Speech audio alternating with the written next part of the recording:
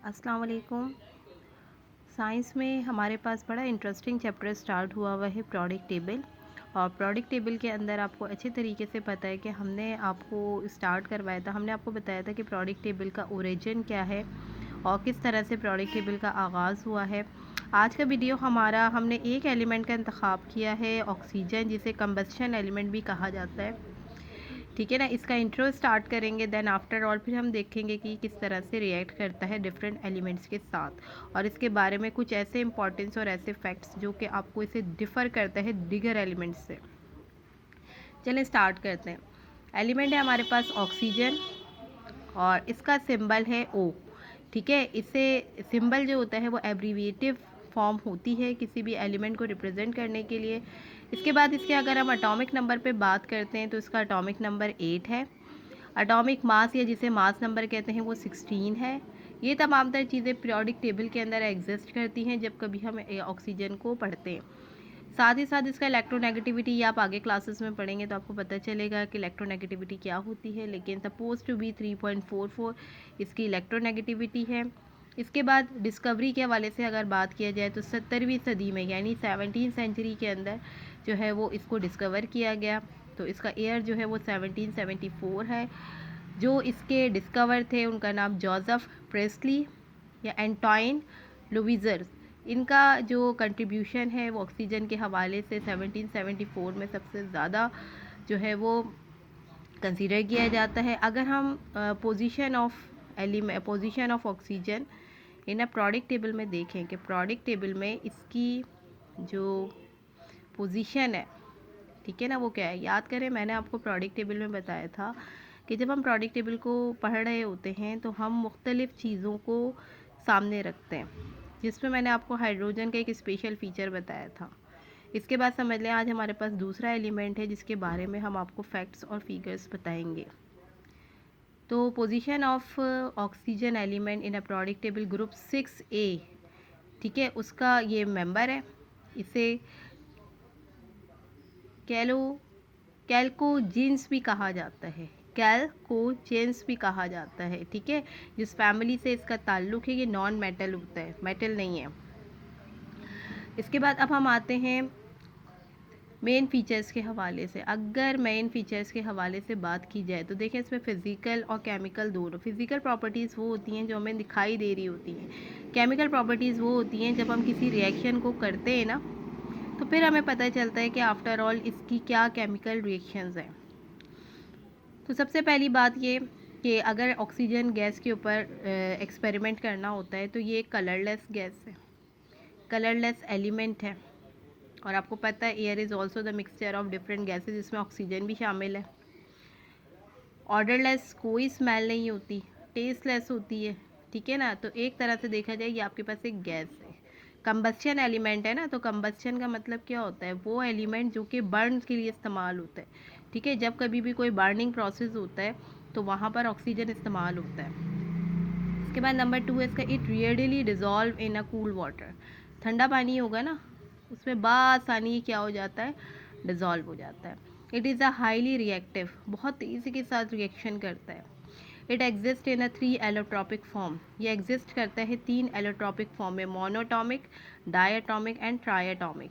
ये मैंने आपको पहले भी बताया था कि साइंस के अंदर जब हम मोनो का वर्ड यूज़ करते हैं तो उसका मतलब होता है 1, डाई का वर्ड यूज़ करते हैं तो उसका मतलब है 2, और ट्राई का वर्ड यूज़ करते हैं तो उसका मतलब होता है 3। तो बेसिकली यहाँ पर जो एलोट्रॉपिक फॉर्म से आगे आने वाली वीडियोस में हम आपको ये भी बताएंगे कि एलोट्रॉपिक फॉर्म एक्चुअली होती क्या है। सही है, तो अभी आपको इस वीडियो के अंदर ऑक्सीजन के हवाले से इस चीज़ के बारे में पता होना ज़्यादा ज़रूरी है। फिर देखिए नंबर 4 पॉइंट, इसका बड़ा इंपॉर्टेंट पॉइंट है, ये सपोर्ट करता है कंबस्शन रिएक्शंस में। आप हमेशा याद रखिएगा, जब कभी जैसे किसी भी चीज़ को भड़काना होता है या आग मज़ीद लगानी होती है तो उस वक्त ऑक्सीजन जो होता है ना बर्निंग पर्पस का काम करता है। इसीलिए ये एक कंबस्शन एलिमेंट है, इसीलिए इसको कहते हैं ये सपोर्ट करता है कंबस्शन प्रोसेस को। समझ रहे हैं बात को। इसके बाद है एनिमल्स हैं, प्लांट्स हैं, रिक्वायर्स करते हैं oxygen for a respiration process. जब कभी हम ब्रीथिंग प्रोसेस पे होते हैं, हम सांस लेते हैं, चाहे इंसान हो चाहे पौधे हों, सबको ही ऑक्सीजन की नीड होती है।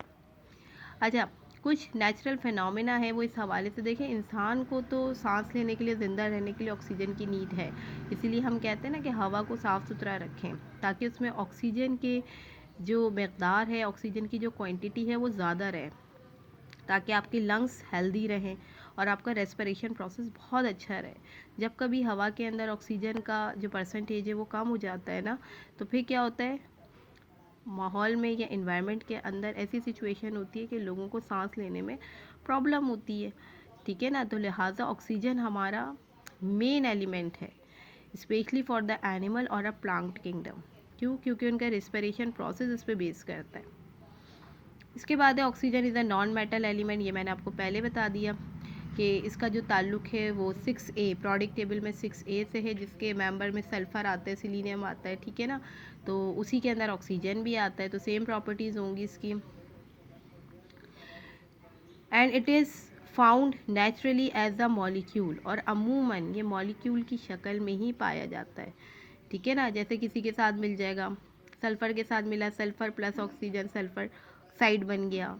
ठीक है, कार्बन के साथ मिलेगा, कार्बन डाइऑक्साइड बन जाएगा। तो इस तरह ऑक्सीजन जो है ना बहुत सारे एलिमेंट्स के साथ रिएक्ट करता है। तो नेचुरली ये एक मॉलिक्यूल है जो मोर देन वन एटम से बना हुआ है। अब हम इसके आगे मूव करते हैं, तो हम आते हैं रिएक्शंस की तरफ। तो अब आप ये देख लीजिए कि आपकी क्लास के अंदर ये हुआ है कि आप ये बताएं कि रिएक्शंस क्या होते हैं। ठीक है ना, जब आप ऑक्सीजन को मुख्तलिफ एलिमेंट्स के साथ रिएक्ट करते हैं तो होता क्या है। तो यहाँ देखें हमारे पास जो सबसे पहले तो आपको ये पता होना चाहिए कि रिएक्शन होते किस लिए, सही है ना, और किसके माबैन होते हैं, ये आपको पता होना ज़रूरी है। तो यहाँ देखें वो कह रहे हैं the reaction between oxygen and another element, वो रिएक्शन जो ऑक्सीजन या किसी भी दूसरे एलिमेंट के साथ होता है, generally result in the formation of a binary compound known as oxide. देखें यहाँ वर्ड आ रहा है बाइनरी, बाय का वर्ड आ रहा है। ठीक है ना, तो बाइनरी कहते हैं दो। वो कह रहे हैं वो रिएक्शन जो ऑक्सीजन और दूसरे एलिमेंट्स के दरमियान होता है, अमूमन उसका रिजल्ट क्या होता है, एक बाइनरी कंपाउंड हमें मिलता है जो क्या कहलाता है, oxide. And this type of reaction itself is known as oxidation, और ये पूरा अमल क्या कहलाता है, ऑक्सीडेशन कहलाता है। अब देखें हम यहाँ पे कुछ रिएक्शन को करेंगे। यहाँ देखें मैंने लिखा है when iron react with oxygen. Iron का फॉर्मूला पता है ना आपको, क्या होता है, Fe सिंबल है ये इसका। Fe represent the iron when iron react with oxygen. ठीक है, दो मॉलिक्यूल होंगे ऑक्सीजन के, then they form a iron oxide. क्या बनाता है ये, आयरन ऑक्साइड बनाता है। ये इसका फॉर्मूला है। अब देखें ये इक्वेशन अनबैलेंस है। कुछ ये भी रिएक्शन देखा जाता है कि देखें ये हमारे क्या कहलाते हैं, रिएक्टेंट्स कहलाते हैं। जब रिएक्टेंट्स आपस में मिलते हैं ना, then they form a product. तो अब आप देखें ये रिएक्टेंट बैलेंस नहीं है। यहाँ देखें आयरन का एक ही हमारे पास जो है एलिमेंट हमें नज़र आ रहा है, जबकि यहाँ पे आयरन के हमारे पास कितने हैं, दो। ठीक है ना, ऑक्सीजन हमारे पास यहाँ दो है, यहाँ ऑक्सीजन कितने हैं, तीन। तो हमें ना दोनों को बैलेंस करना है, यानी जो हमारा रिएक्टेंट हो वही हमारा प्रोडक्ट भी होना चाहिए। तो अब बैलेंस करने के भी तरीक़ेकार होते हैं। ये तो मैं आज आपको छोटी सी एग्जांपल में बता रही हूँ कि देखें यहाँ 1 है आयरन, तो लाजमी आपको यहाँ बैलेंस करना पड़ेगा। ऑक्सीजन कितना है 2, और यहाँ क्या है 3। तो अब मैं यहाँ पे 3 लगाऊंगी, तो ये कितने हो गए, 3 2 ज़ा 6। तो ऑक्सीजन तो हमारा बैलेंस हो रहा है, ये 3। और यहाँ अगर मैं 2 लगा दूँ तो अब देखें ना ये इससे नीचे वाले से मल्टीप्लाई होते हैं ये, तो 2 3 ज़ा 6, तो ऑक्सीजन तो बैलेंस हो गया, सही है। यहाँ पर भी 6 है और यहाँ पर भी 6 हो गया। अब बचा आयरन, ये कितने हो गए, 2 2 ज़ा 4, और यहाँ कितना आयरन है, 1। तो यहाँ पर भी क्या लगा देंगे, 4। तो इस तरह ये इक्वेशन क्या हो गई आपकी, बैलेंस। आगे आने वीडियोस के अंदर हम आपको मज़ीद बैलेंस दी इक्वेशन की क्लास देंगे, जिसमें बहुत सारे रिएक्शंस होंगे और हम आपको बताएंगे कि देखो किस तरह से इसको बैलेंस किया जाता है। दूसरी एग्जांपल है हमारे पास मैग्नीशियम। ठीक है ना, मैग्नीशियम को Mg से ज़ाहिर किया जाता है, रिएक्ट कर रहा है ऑक्सीजन के साथ, तो ये बना रहा है MgO, मैग्नीशियम ऑक्साइड। अब देखें ये भी अनबैलेंस इक्वेशन है।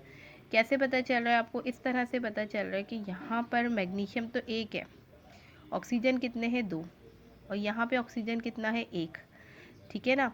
तो लिहाजा इसको बैलेंस करने के लिए हमें क्या करना पड़ेगा, देखें ऑक्सीजन तो 2 है ना, तो 2 मैग्नीशियम हो गया, ठीक है ना, 2 मैग्नीशियम हो गया हमारे पास। तो अब यहाँ पर भी हमें क्या लगाना पड़ेगा, 2 लगाना पड़ेगा। तो क्या पता चला, 2 मैग्नीशियम और 2 ऑक्सीजन। यहाँ पर भी देखो ऑक्सीजन 2 है और 2 ही मैग्नीशियम है, ठीक है। ये तरीक़ेकार होता है इक्वेशन को बैलेंस करने का। अभी ज़ाहिर है आपको एकदम तो आप इस पर परफेक्ट होंगे नहीं, लेकिन आगे आने वाली वीडियोस में मज़ीद हम आपको और भी, चूँकि ये तो हमारे पास सिर्फ हमें एग्जांपल्स शो करनी थी, रिएक्शन बनाने थे, तो मैंने आपको यहाँ पर सिर्फ 2 ही रिएक्शंस अभी बताएं। आगे आने वाले वीडियोस में हम आपको बैलेंस करने की तरीक़ेकार भी बताएंगे। यहाँ तो हमने सिर्फ आपको ये बताया कि अगर आयरन है ऑक्सीजन के साथ रिएक्ट करता है तो वो फेरस ऑक्साइड बनाता है, ठीक है ना। मैग्नीशियम के साथ रिएक्ट करेगा तो मैग्नीशियम ऑक्साइड बनाएगा।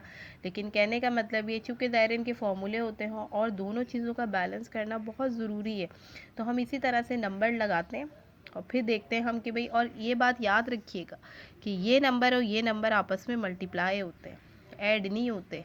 तो 3 2 ज़ा 6 हुआ यहाँ पे, तो इसी तरह यहाँ पर ये 2 3 ज़ा 6 हो गया। तो इस तरह आपका ऑक्सीजन यहाँ पे बैलेंस है। जब एक चीज़ बैलेंस हो जाती है ना, फिर दूसरे को भी बैलेंस करना होता है, ठीक है। अगर इसमें कोई प्रॉब्लम हो, कोई चीज़ समझ नहीं आ रही हो, तो आप उसे अपने पास नोट कर लीजिएगा।